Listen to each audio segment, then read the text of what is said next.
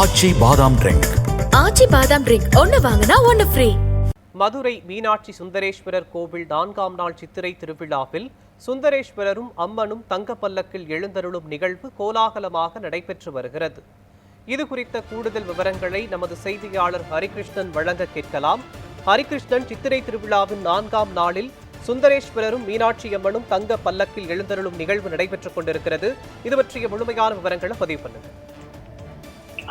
மதுரை மீனாட்சி சுந்தரேஸ்வரர் திருக்கோவில் சித்திரை திருவிழாவின் 4ஆம் நாள் மாலை நேர நிகழ்வில் சுவாமியும் அம்மனும் தங்கப்பல்லக்கில் எழுந்தருளி திருவீதி உலா வந்து கொண்டிருக்கிறார்கள். மதுரை மீனாட்சி சுந்தரேஸ்வரர் திருக்கோவில் சித்திரை திருவிழா ஏப்ரல் 29ஆம் தேதி கொடியேற்றத்துடன் கோலாகலமாக தொடங்கி இருக்கிறது. மே 6ஆம் தேதி பட்டாபிஷேகமும், 7ஆம் தேதி திக்கு விஜயமும், 8ஆம் தேதி திருக்கல்யாணம், 9ஆம் தேதி திருத்தேரோட்டம் உள்ளிட்ட முக்கிய திருவிழாக்கள் நடைபெற உள்ளது.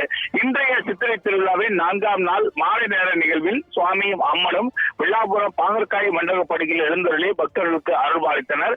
சுந்தரேஸ்வரர் பிரியாவிடை ஒரு தங்கப்பல்லக்கிலும் மற்றொரு தங்கப்பல்லக்கில் மீனாட்சி அம்மனும் எழுந்தருளி பக்தர்களுக்கு அருள்பாலித்தனர். வருடத்திற்கு ஒருமுறை மட்டுமே இந்த சித்திரை மாதத்தில் சித்திரை திருவிழாவின் போது மதுரை மீனாட்சி அம்மன் கோவிலில் இருந்து திருவிழி விழாவின் மூலமாக நேரடியாக வில்லாபுரம் பாகற்காய் மண்டபப்படியில் அம்மனும் சுவாமியும் எழுந்தருளி பக்தர்களுக்கு அருள்வாளிப்பது வழக்கமான ஒன்றாக இருக்கிறது. அதன்படி இந்த சித்திரை திருவிழாவில் 4ஆம் நாள் நிகழ்வில் இன்று காலை மதுரை மீனாட்சி அம்மன் கோவிலில் இருந்து புறப்பட்ட சுவாமியும் அம்மனும் பாகற்காய் மண்டபப்படிக்கு வந்தடைந்து அங்கேயே தங்கினார்கள்.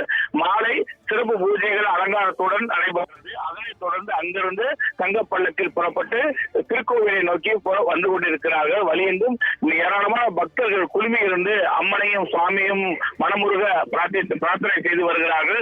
அது தவிர வழிநெடுகிலும் இருக்கக்கூடிய இடங்களிலே அந்த வருடத்திற்கு ஒரு முறை மட்டுமே சுவாமியும் அம்மனும் வருவதால் ஆங்காங்கே நீர்மூர் பந்தல்கள் மற்றும் குளிர்பானங்கள் வழங்கப்பட்டு வருகிறது.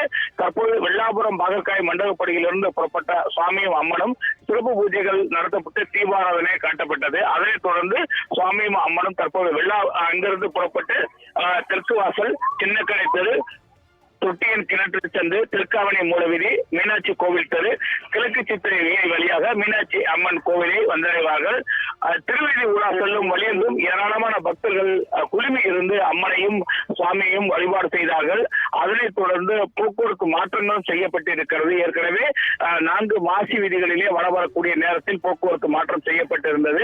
தற்போது இங்கிருந்து வில்லாபுரத்திற்கே சாமி காலையிலே புறப்பட்டு சென்றது காரணத்தினாலே இந்த பகுதி முழுவதுமாக தற்போது போக்குவரத்திற்கு தடை செய்யப்பட்டு பேருந்துகள் உள்ளிட்ட வாகனங்கள் மாட்டுப்பாதையிலே இயக்கப்பட்டு வருகிறது. ஏராளமான பக்தர்கள் அந்த வழியெங்கும் ஏறத்தாழ ஒரு 5 கிலோமீட்டருக்கு மேலாக தூரத்திற்கு காத்திருந்து அம்மனையும் சுவாமியும் வழிபடக்கூடிய ஒரு நிகழ்வானது நடைபெற்று வருகிறது. பல்வேறு சிறப்பு ஏற்பாடுகள் செய்யப்பட்டிருக்கிறது. இப்படி காலையிலே புறப்பட்டு சென்ற அம்மனும் சுவாமியும் தற்போது மீனாட்சி அம்மன் கோவிலுக்கு மீண்டும் திரும்பக்கூடிய ஒரு நிகழ்வு நடைபெற்று வருகிறது. வழியெங்கும் இருக்கக்கூடிய பக்தர்கள் அவருடைய வரவேற்றும் தீபாராதனைகள் காட்டி அவர்கள் இருக்கக்கூடிய ஒரு நிகழ்வும் தற்போது நடைபெற்று வருகிறது. மோகன்,